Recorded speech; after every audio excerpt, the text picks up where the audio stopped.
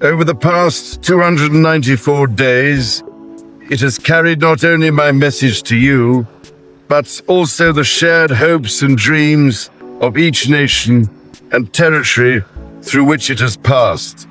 Her Majesty the Queen has asked me to read her message. As a centre for innovation, a world leader in women's empowerment, a growing hub for the green economy, and a commitment to a united future.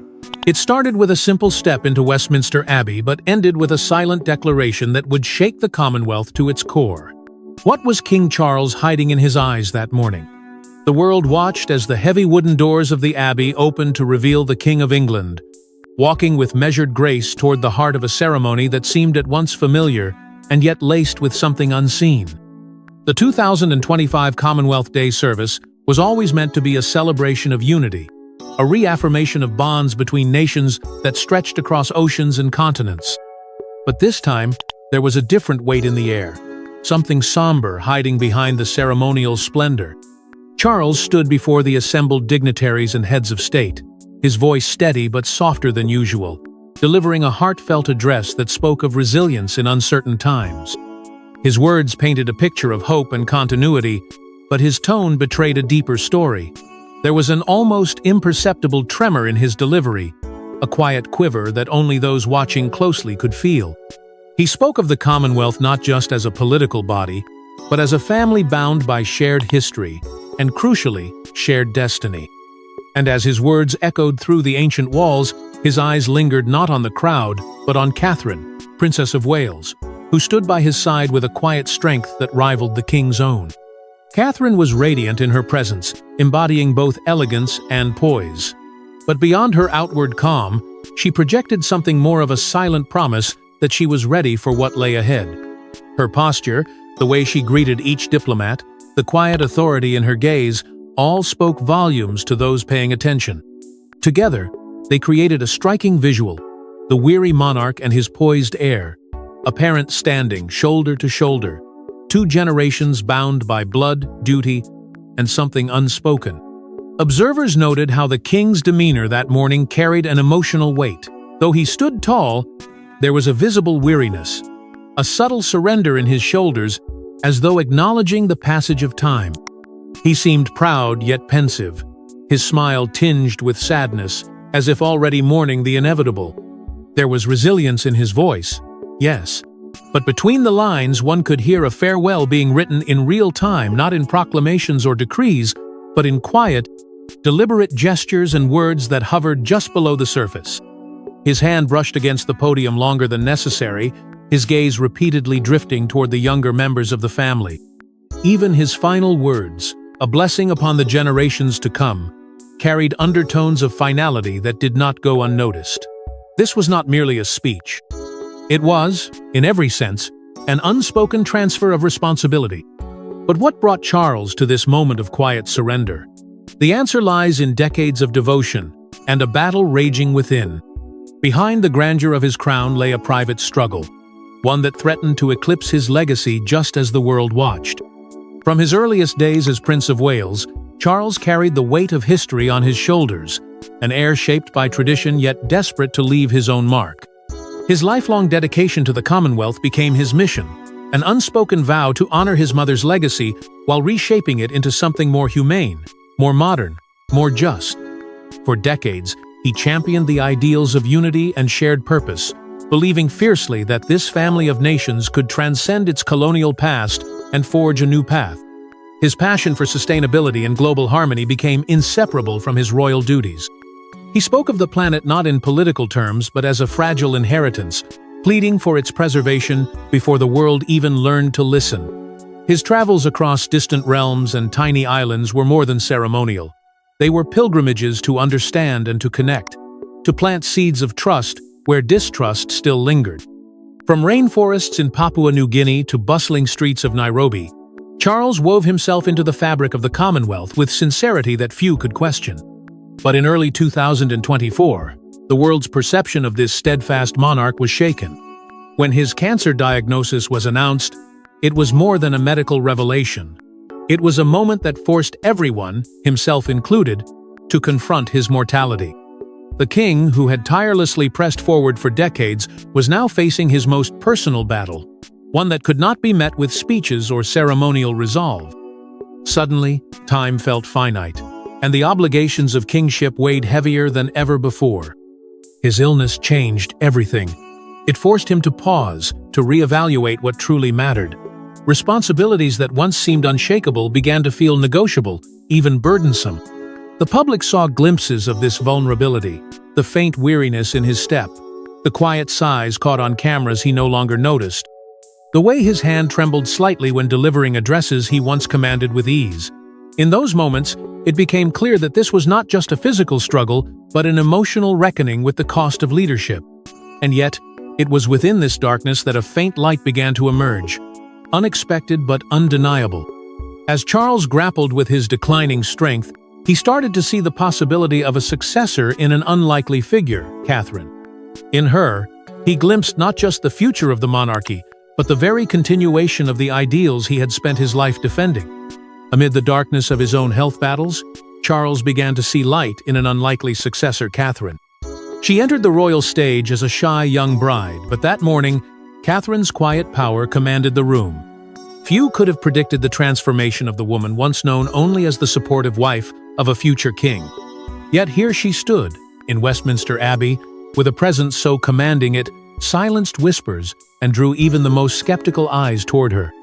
This was no longer the same woman who had cautiously navigated the palace corridors under the weight of expectation. This was someone reborn and heir to something far greater than a title. Someone who embodied the very resilience the Commonwealth desperately needed. Her journey had been anything but simple. At first, Catherine fulfilled the role expected of her gracious consort, loyal wife, mother to the next generation. But even then, beneath the surface, she was laying the groundwork for something more profound. Her relentless focus on early childhood development revealed a mind that understood the roots of societal challenges.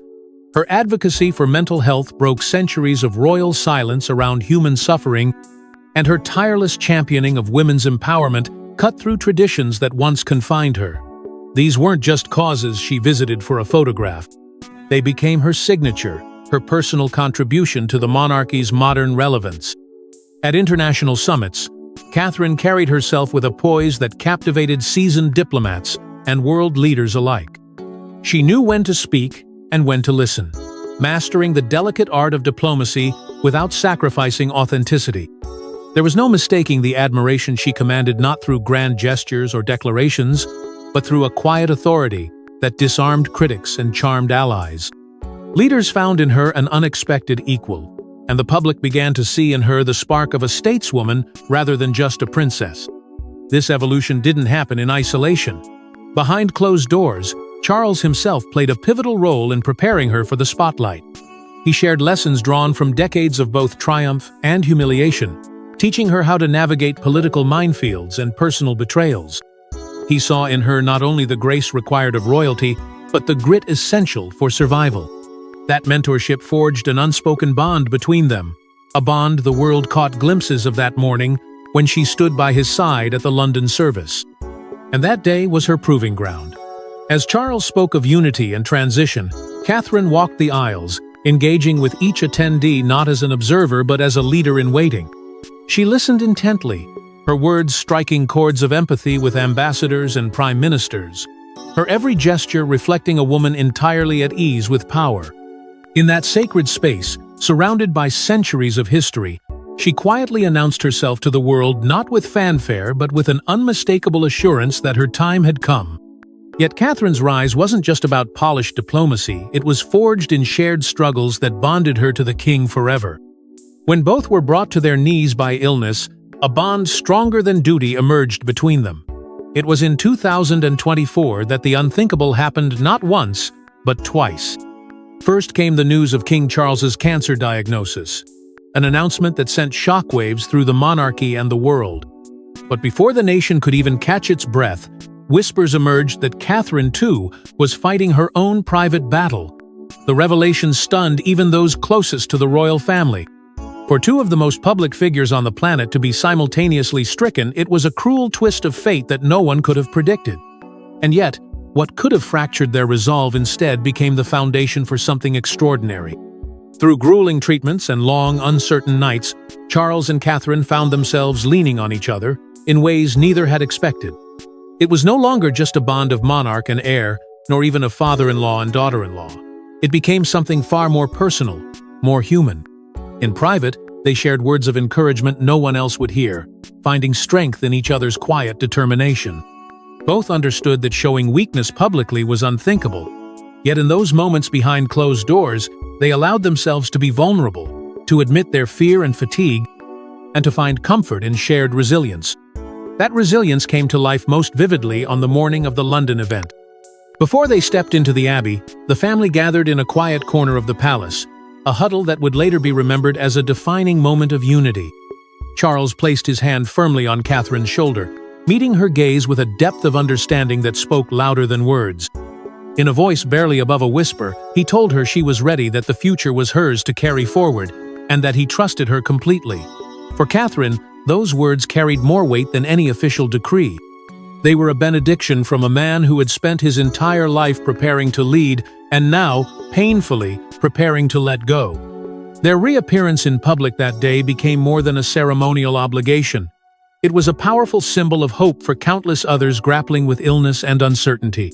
Together, they stood as living proof that strength can grow from suffering, and that even the most fragile moments can spark the greatest courage. The sight of them shoulder to shoulder, pale but determined, inspired a wave of empathy that rippled far beyond the walls of Westminster Abbey. In their shared adversity, they had discovered a profound connection that transcended duty, redefining what it meant to lead. But in the shadows of this newfound strength, the king began preparing for the inevitable, a royal handover in all but name. To the casual observer, it was just another speech. But to those listening closely, every word carried a hidden farewell. The Abbey fell silent as King Charles's pre-recorded message echoed through the stone walls, a polished address to the nations that spoke of unity, resilience, and environmental harmony. On its surface, it was everything expected of a monarch: dignified, forward-looking, carefully measured. Yet beneath its impeccable phrasing was something far more personal, a quiet undercurrent of finality threaded between the lines. He spoke of the Commonwealth as a family, of its power to heal a divided world, of his pride in its achievements. But as he spoke, one couldn't ignore the unmistakable weight behind his voice, as though each syllable carried the burden of goodbye. When the recording ended, he emerged in person to stand before the assembly, and the contrast between the two moments was startling.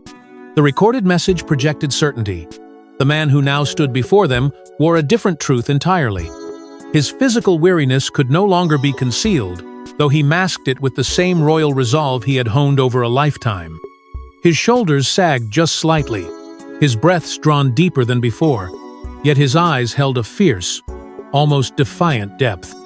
It was here in this live appearance that the emotional weight of the occasion truly revealed itself. Those who watched closely noticed how his gaze kept drifting to the younger royals seated behind him. It was not random.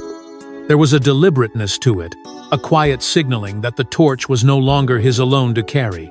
Each mention of the next generation was wrapped in language that sounded more like preparation than mere praise. When he turned toward his family, his voice softened noticeably as he spoke Catherine's name, his tone betraying pride mingled with sadness. It was a fleeting moment, but one that left the audience breathless. A sovereign revealing not just his successor, but his faith in her. Even his smallest gestures spoke volumes. The way he lingered over certain words, the way his hand rested on the lectern as though anchoring himself through something momentous. The way he paused, just for a second too long, after referencing the future of the Commonwealth, all deliberate, all weighted with meaning. It became impossible to dismiss these as mere theatrics.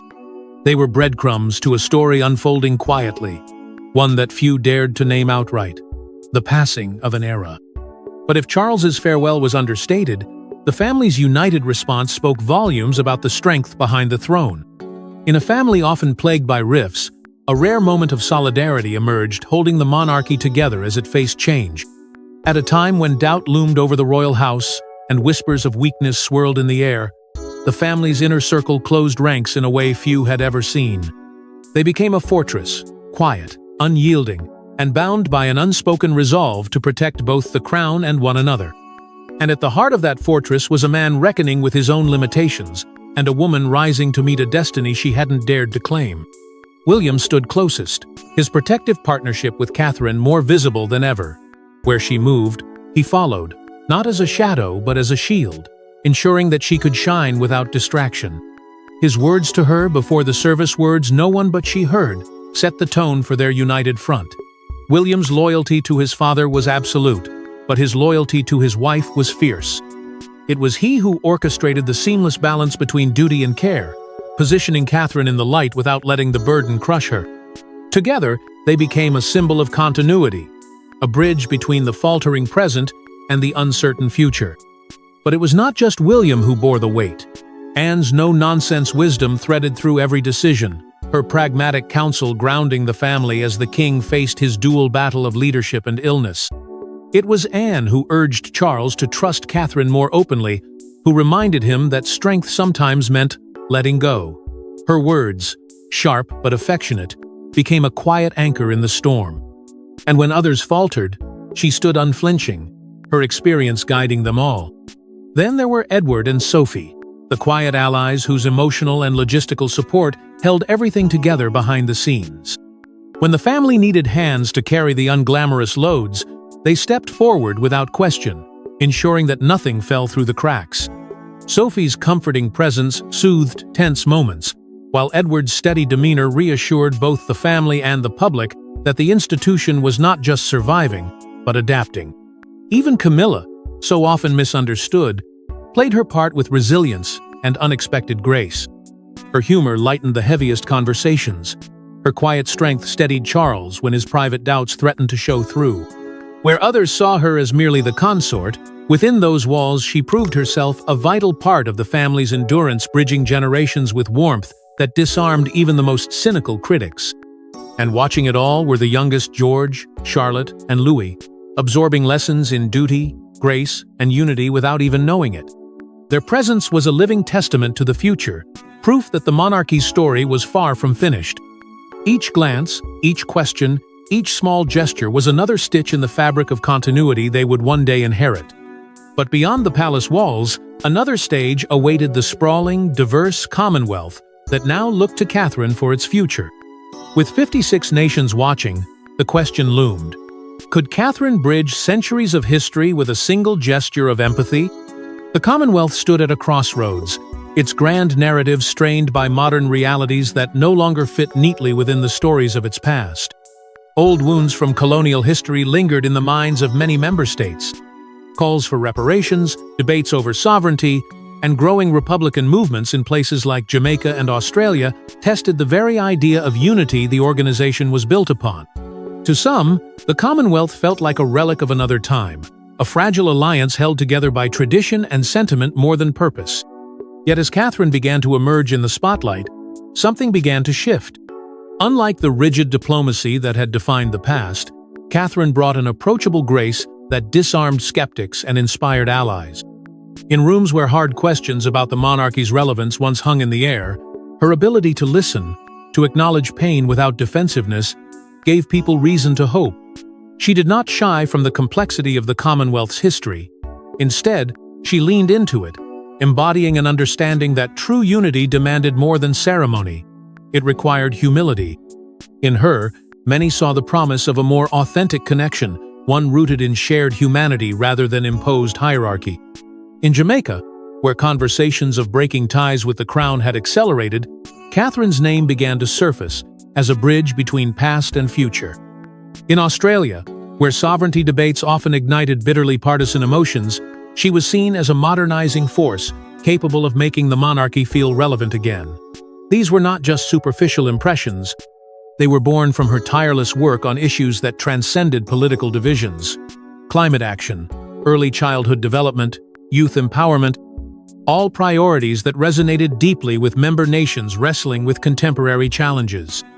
Her initiatives struck at the heart of what mattered most: sustainability, education, and opportunity for the next generation. In quiet corners of the palace, whispers grew louder about Catherine's future role.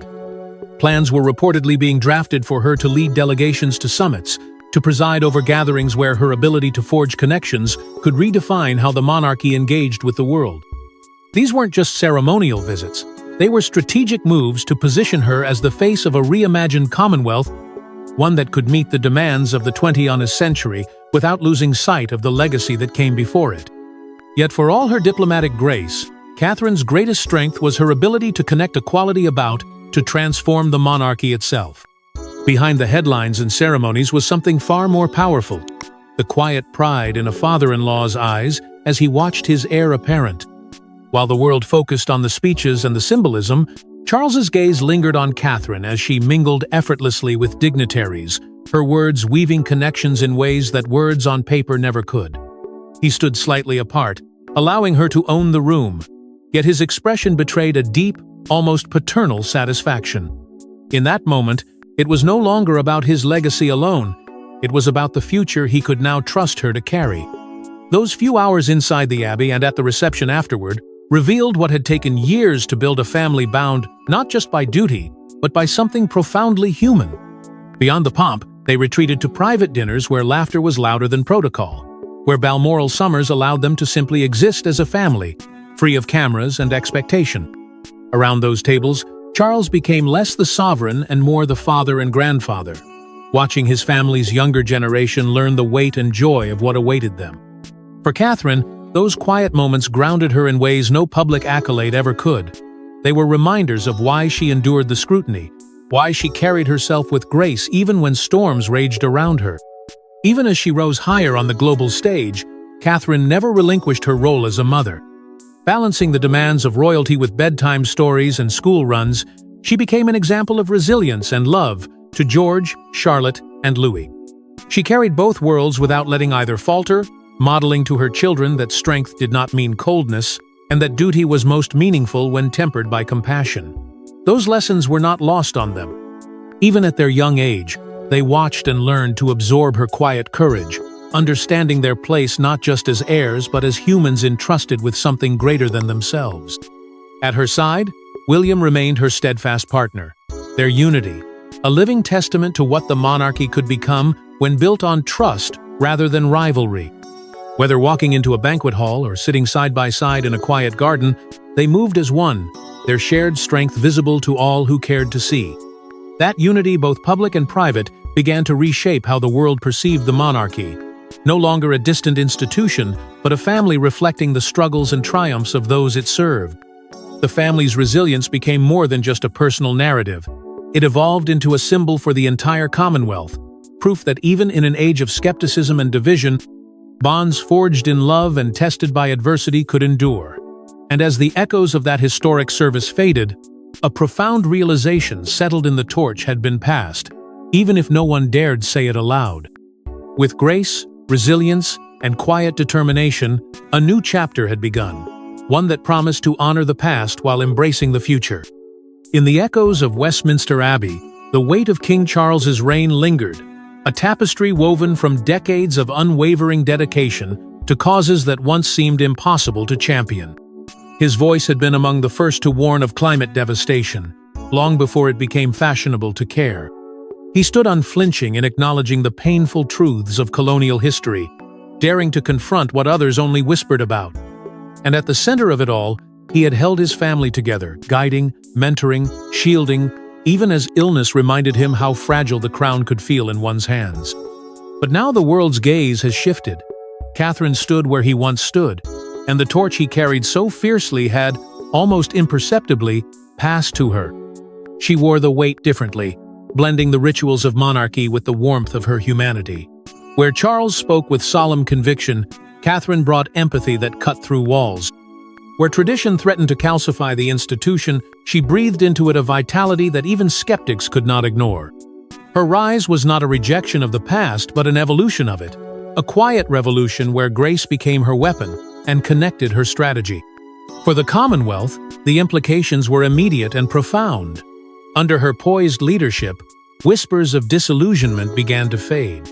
Youth saw in her a reason to believe again, her tireless focus on mental health and childhood development touching even the most distant corners of the globe.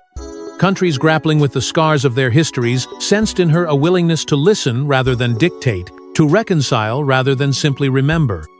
Inclusivity no longer felt like a hollow promise, but a genuine commitment to every voice, however faint, within the family of nations. And sustainable development, the cause that Charles had carried like a burden, became with her an aspiration shared by all. Within palace walls, insiders spoke in hushed but certain tones about what lay ahead.